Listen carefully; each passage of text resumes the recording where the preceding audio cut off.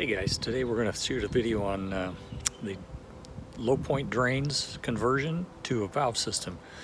We just purchased this Reflection 150 Series 260 RK fifth wheel, and as usual it's not always got the modifications on it that we like. So we're going to try and see if we can't change this so you don't have to climb underneath the vehicle every time to drain the low points, put some valves in.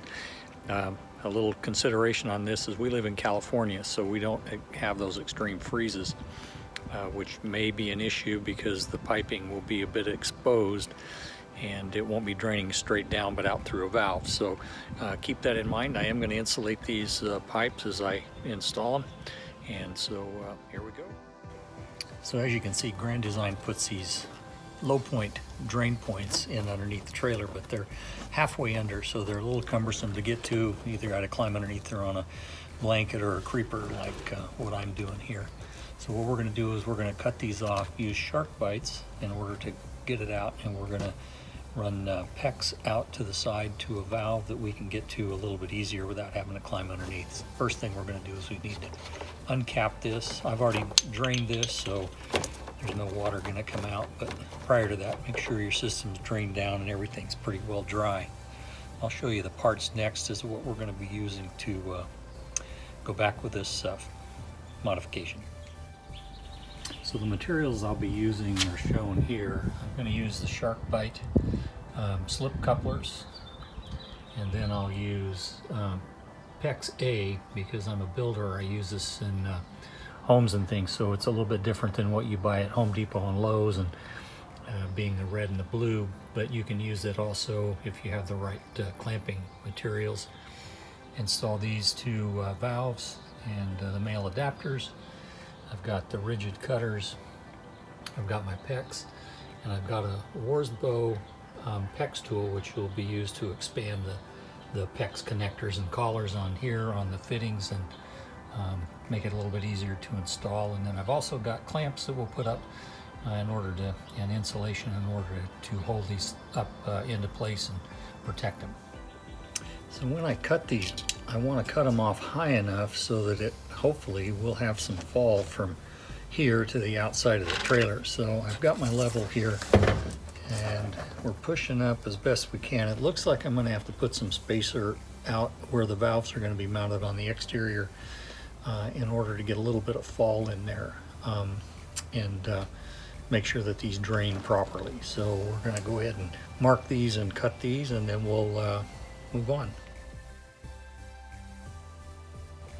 Okay, as you can see, I've got the pipes cut off and I've got the shark bite elbow fittings put on there as high as I could. It looks like I might still have a little bit of a swale in here, but again, you don't winterize very often, but you can always drop that bracket down a little bit, or if you're going to blow your system out, it should blow out most of the water in the lines. So I'm going to go ahead and prepare the PEX and put the valves on, and we'll continue. If you've never used one of these PEX tools before, like this one here, let me give you a little demonstration. So this expands the PEX pipe and the collar, and then it shrinks back up around the fitting. So we're going to start here by putting on a collar, and we'll run that collar. There's a lip in there, so these are one way, so they can only go on so far. Once you get that on there, you put that in the end and you expand. And my recommendation is you turn it about 1/8 to 1/4 of a turn each time to expand that out. You can see how it's expanding. Make sure that collar goes all the way up to the flange on the tool. Once you got that done, slip your fitting in there, push it on all the way, and that's it. And that will shrink up and be watertight. So I'll get the other one done, and then we'll move on to the next step. Okay, we've kind of got an idea of what we're going to do here. Next step is to mount these on some brackets, which I have right down here that I'm going to mount to the frame here, so there's some rigidity.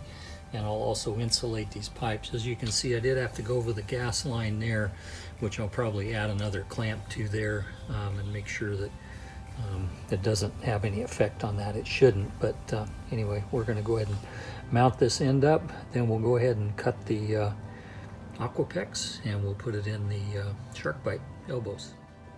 Okay, so I pre-drilled holes in here, even though I'm using these self-tapping screws.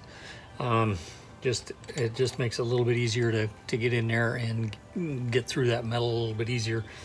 Not quite as much arm strength when you're doing things upside down here. So let me go ahead and get these brackets installed here. Hopefully I can hit the right hole here.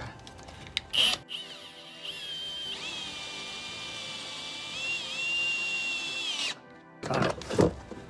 Okay, I'm just going to put those in tight but not snug yet, because I still need to adjust the length of the PEX itself here. So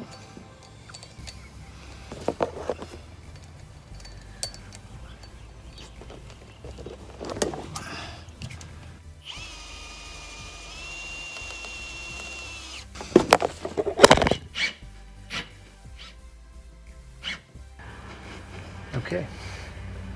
Oh, so we fell down. Okay, we've got the PEX marked as to where we're going to cut it, and then those will fit into the shark bites. I do have some insulation here, pipe insulation, which I'm going to put on there.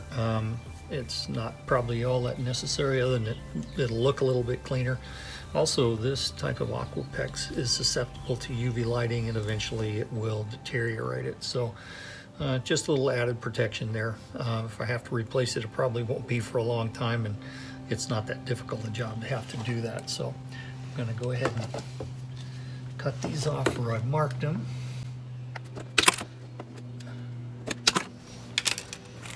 I'm going to go ahead and slip this insulation on here. Okay. And then I'm going to go ahead and attach it to the shark bite here.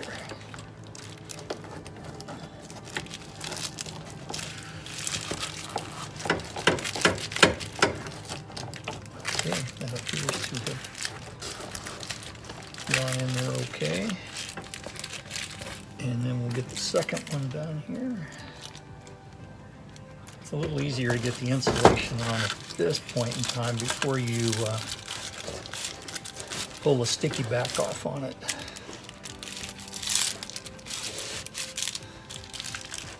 Okay, get this one installed. Okay, you can twist these so that the valves are in different positions if you want to. It's a nice thing about shark bites, is you have that opportunity that you can adjust things as you go. So, okay, so there we have it. It's installed. We just need to put the adhesive on there, take the cover off of there, and we'll tighten up those other fittings down there. We may do a little bit more to secure it. We're not sure yet. But anyway, thanks for watching. If you've got a comment about it, let me know. And like this is my first video, so it may be a little rough around the edges, but we're trying real hard. Okay, thanks. Goodbye.